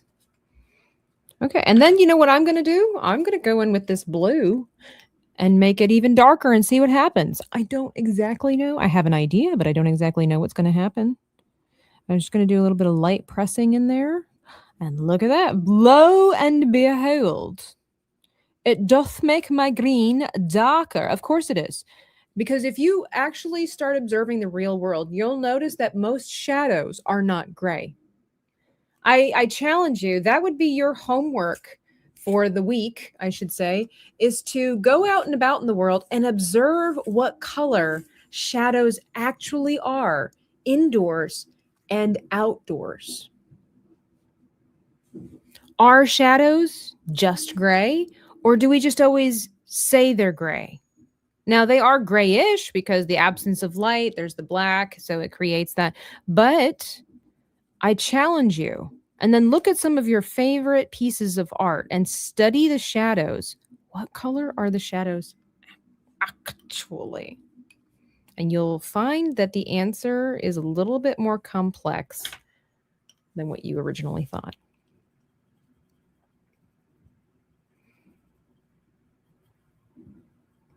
Now, I could probably spend another 1.5 to 2 hours on the hair if I really wanted to just take my time and start making this look a little bit more realistic and less cartoony, because that's typically my vibe when I'm doing coloring pencils.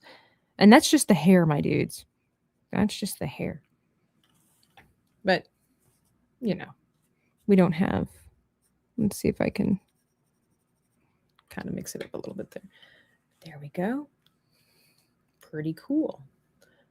Pretty cool indeed. Now, if I wanted to, I could take my little white, and then just make this a little bit smoother, because that's what I would be inclined to do. I don't really like it where it's just, but that's just me. Just make this a little smoother because I am all about the smooth and the blend. But again, I'm on copying paper.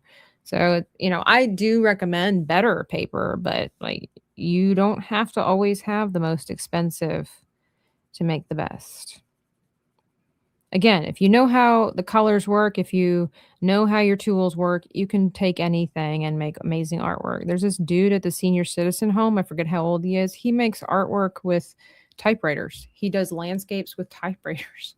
So, there's that. Let's see if we can darken up Kip a little bit here, just to try to put a couple of final touches on our character. And the T-Rex, hello, blending and shading. That's fun part for me. Yeah, I know. It's part of my favorite aspect of coloring.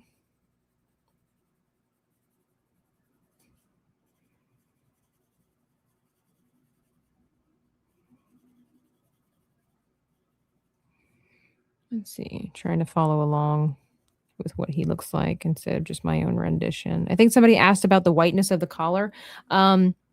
Once again, that could just be determined based on the shadows of things. If we wanted to, we could take this darker color from Kip and we could also put it around here just to kind of add it, or we could take the blue and just put little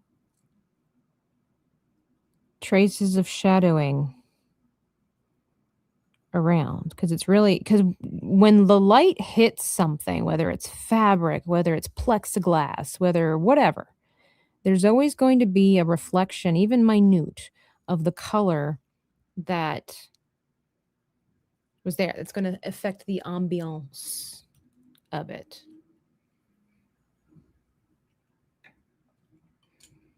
That's right. Unlike Poppy's Playtime, shout out to the gaming channel. That's right. Let's see if we can't work with Kip's eyes a little bit here, just to, so he's not so dead in the eyes.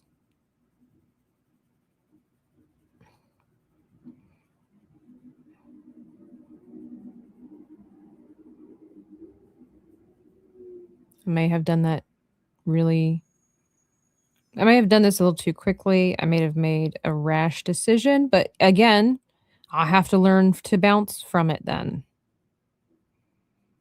I chose a color without really thinking about it because I'm suddenly feeling the need for haste. But it's like, okay, well then what are we going to do with it? We have, number one, we have to learn, there's so many life lessons. We have to learn to deal with the consequences of our actions. And then if it's a mistake, we have to learn how to pivot from that. That's just how it is. There's so many life lessons that you can learn in artwork.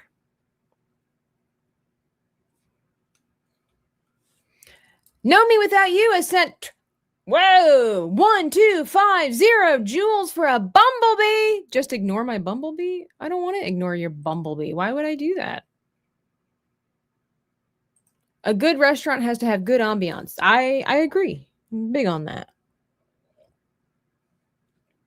I love me the ambiance. Oh, wow. You know, we just got a lovely donation, and it's about lunchtime. Oh, fried chicken, you're my heart's desire.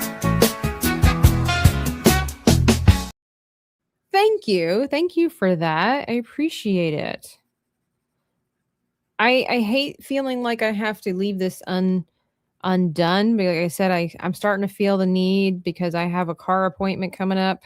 But I hope that this tutorial has been beneficial. I hope you guys have gleaned stuff from this. Remember, practice is what helps for, at least for me, is what helps for comprehension. I can give you all the information in the world, but until you actually apply it, it's very difficult to catch and comprehend and then utilize.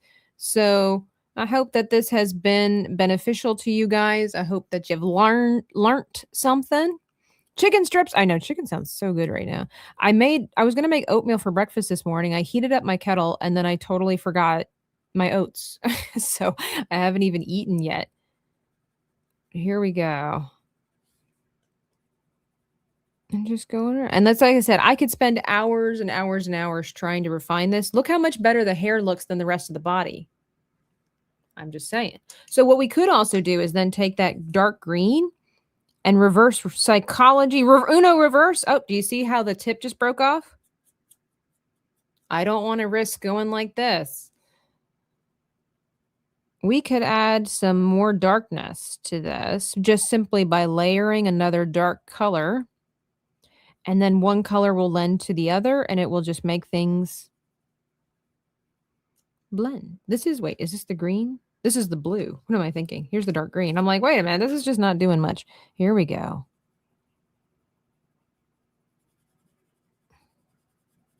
Again, limited color palette. It doesn't have to look exactly like mine, but it could emphasize, it could do something. I kind of like that there's a little touch of the green in the jacket now. Why not?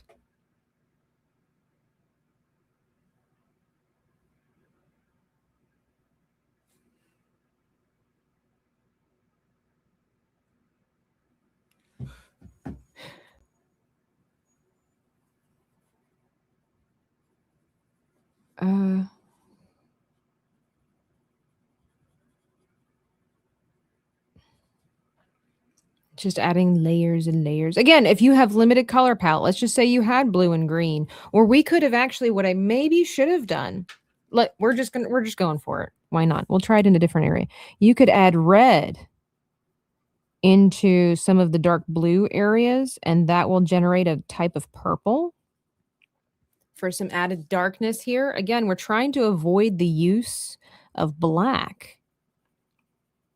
Black should be a last resort. They say, like, snooty professional artists will tell you, and I mean, I agree with them, but you know, we don't have to be mean about it.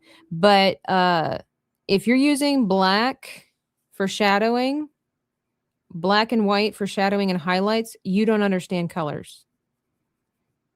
I mean, that's true, but we don't got to be mean about it, you know. But it's true. It's true. Because again, go out, look at your highlights and your shadows out in the real world. Are they really gray? Are they really black? I'll let you find out. Look how much darker this looks now that I've added 3 colors.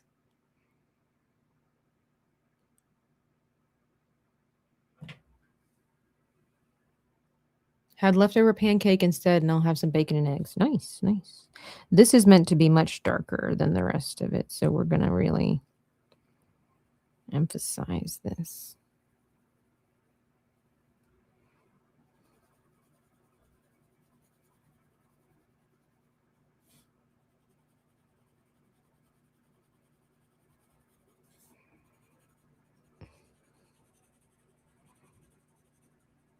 And like when I paint, technically the only colors you really need are black and white. You do need black and white, red, yellow, and blue. So you could, depending if you have nice like Prismacolor pencils, you can use them to blend.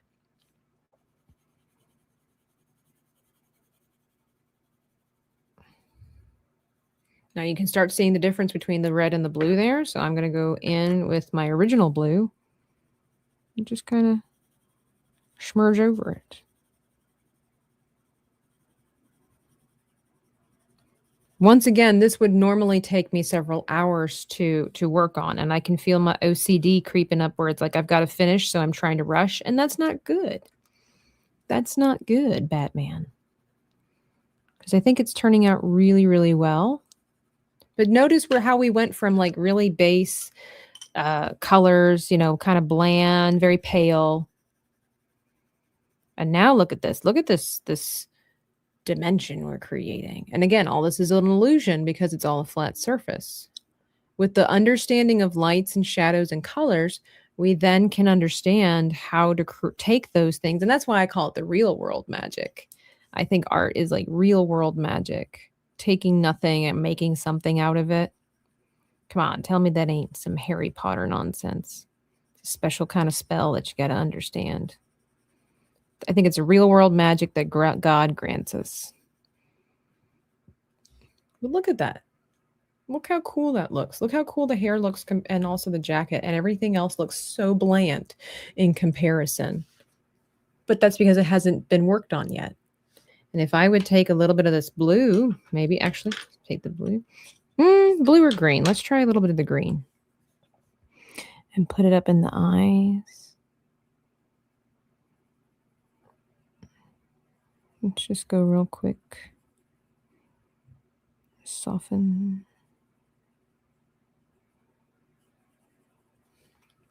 A little bit darker. Just go with a little bit of the blue.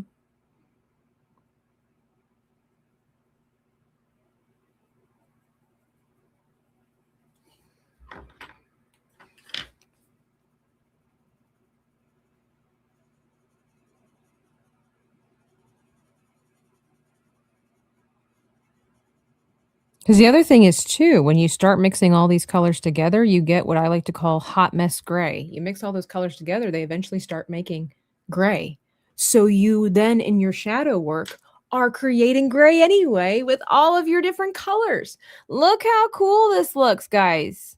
Come on, tell me you ain't learning something. You ain't learning something? You ain't paying attention. Look how cool this looks compared to the beginning. And DL is hitting us with the sweet Only $1 to hit the sweet spot. Only $1 to hit the sweet spot. Sugar on my fingers, glaze on my chin. Chito deep fry. Only $1 to hit the sweet spot. Copper pennies in the cup, crumbs on the floor, crumbs on the dash, crumbs on my shirt. Give me sprinkles, give me jelly, give me plain. Only $1 to hit the sweet spot. Only $1 to hit the sweet spot.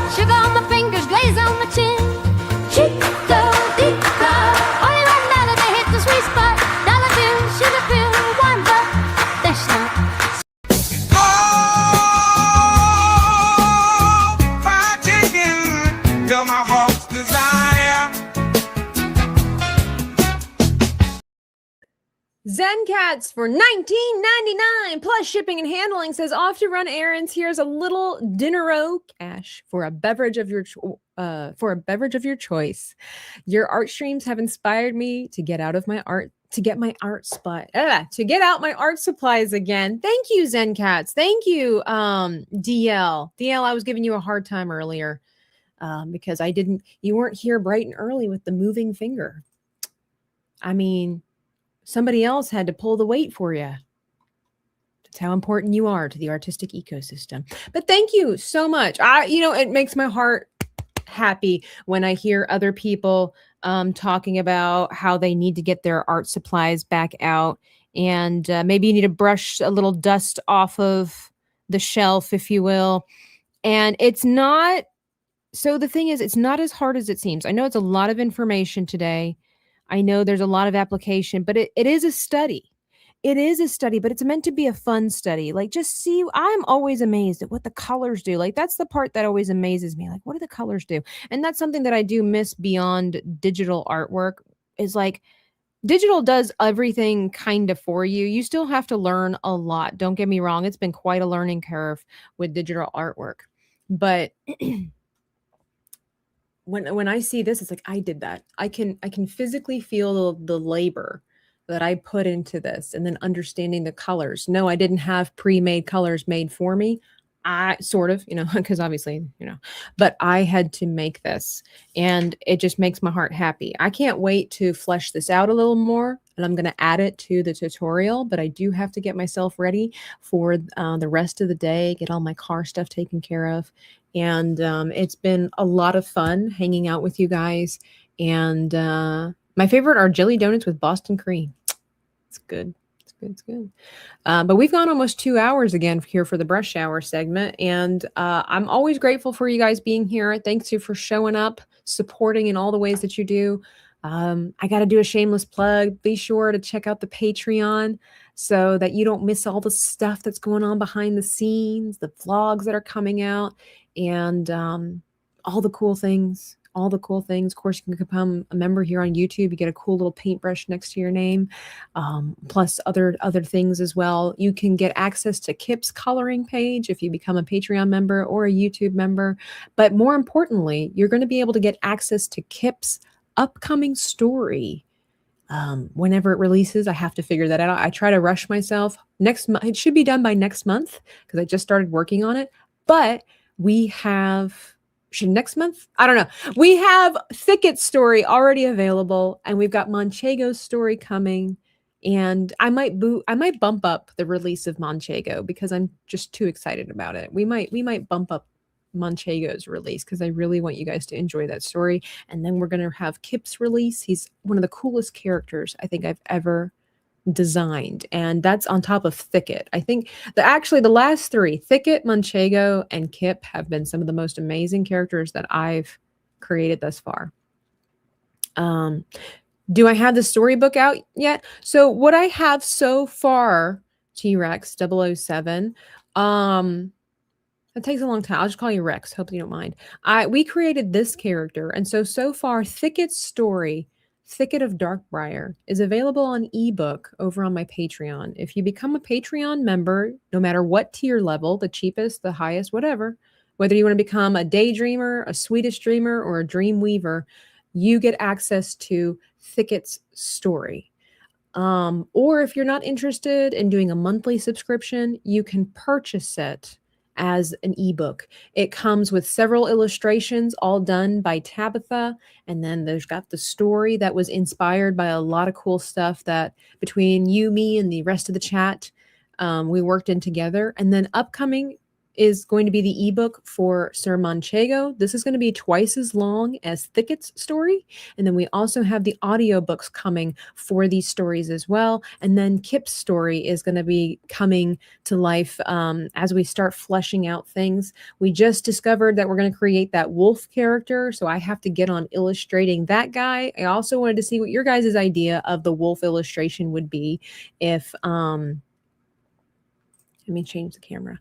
So if you guys wanted to participate and then do the wolf, you know what? I would love to credit at the end of the story. So at the end of Manchego, some of you guys gave me some really awesome names for some of the characters. And so I credited some of those people at the end of Manchego. And if you want to do some artwork for the wolf, spirit wolf with maybe the twiggish bramble leaves, maybe your interpretation, and it doesn't even have to that. What is your interpretation of maybe like a Nordic wolf character for Kip's story? Post it in the Artist Alley, and then it might get featured maybe at the back of Kip's story, that would be really cool. I'd love to see what your guys' takes are, because I get inspired by you guys all of the time, as it should be. So, thank you so much for being that. Sir Manchego, is that the spelling? It is. Yep, this is exactly the spelling. Sir Manchego and the Knights of the Pantry. All of these so far have been dark fairy tales with little twists endings. And so for those that don't know, I hired a voice actor to do the narration for Manchego's story, and I'm really excited about it. And it's amazing just to see where the dreamers are taking me. Your help in all the different ways, whether it's hitting the like button, whether it's becoming a member over on Patreon, all of that stuff helps boost me towards reaching more people, more audiences, and also being able to afford the different elements that go into creating these stories. And even if it's something as little, I say as little as me paying for the stuff with my editing software, because when I make the videos and things like that, that's all me. I don't hire an editor. That's all me. And I have to, so you guys don't understand. It's not just like, oh, here, do this. It's like a lot of this stuff is going towards building the dream and making the dream happen. So I want to thank you all so much for that. Yeah, Artist Alley is free over on Patreon. If you've never participated or whatever, or if you want a safe space to put your artwork, go check it out and just see what other people have been posting. It's all positivity over there. We do not shut people down. We do not tell them their stuff sucks. Just please make sure to keep it family friendly, okay? That's the type of atmosphere that I want to cultivate. Family friendly, please.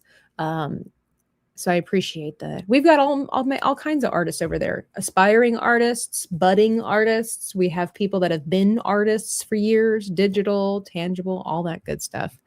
Well, there's nothing wrong with people. I'm sure not saying you're saying that. I appreciate that I do my own editing. Many channels pay people to do so. Actually, it's really smart to outsource your editing. It's actually really smart to outsource it. It's just that it costs money if you want it done well. Because if I didn't have to edit all of my stuff, if I had a marketing person to market all of my stuff for me, so if I had a social media manager, that would be the dream. If I had a social media manager, if I had an editor, although I love editing, if I had an editor for my videos and a social media marketing manager, you don't understand how much more work I could actually get done instead of fooling with the stuff that I don't like doing. Sometimes people need to be told they suck. I don't think so. But I get what you're saying. Like word choices. People need to be criticized occasionally, for sure. But I think it depends. Are you criticizing for the benefit of positivity, like for progress? I'm not saying you fantastic. This is just like outside the bubble kind of thing. Or are you criticizing because of your own personal standards and out of selfishness? There's a huge difference. And so we do allow criticism over in the Artist Alley, but only if you ask for it and only if it's constructive. If it's going to put people down, we don't do that over there. That's not what we're about. But appreciate all of you. Even fantastic. Ha! He thought I was going to put him down. Heck no, man. We're going to boost him up. Do you know why I have to? Fantastic. Do you know why I have to be positive with you? You know why? There's a Bible verse for it. I have to. It's part of the contract. I mean, I don't have to, but God's like, well, if you want to be close to me, you kind of have to. the Bible says somewhere in the New Testament, because I'm terrible with references, that we are meant to think more highly of people than ourselves. And that means even the fantastic sarcastic. You guys are amazing. Thank you so much for being here. You know what? In the spirit of camaraderie and happiness and all that good stuff, I leave you with some joy. You, Lord, for steak on my table. Glory to your name for every bite so flavor. Seasoned with mercy, grilled by your favor. Thank you, Lord.